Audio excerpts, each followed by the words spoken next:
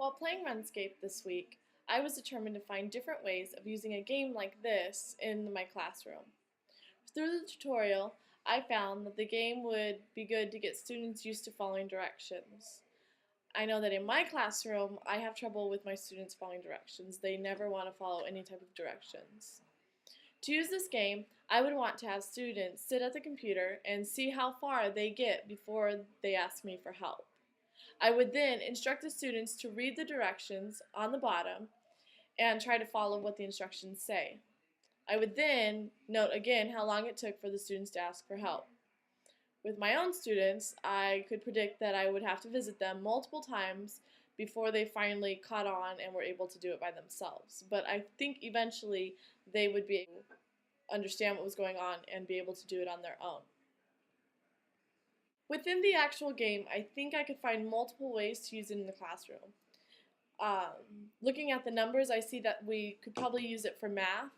Since the player has to watch his health, his money, and weapons, they could be asked to complete tasks with these numbers in mind, like having to find so many weapons and use them, or steal whatever they could do and use math.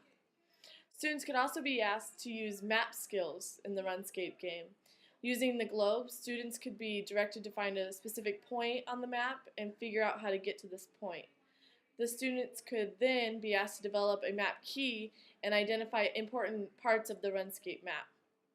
Having the students draw the map out of the RuneScape game could be a type of assessment used to check the learning of the map skills.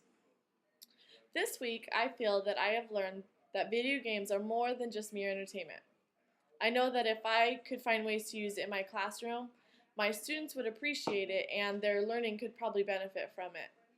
I feel that sometimes students are asked to learn through standard instructional methods, and that gets boring to them. So I think using any type of gaming would tap into a whole new world of learning for them.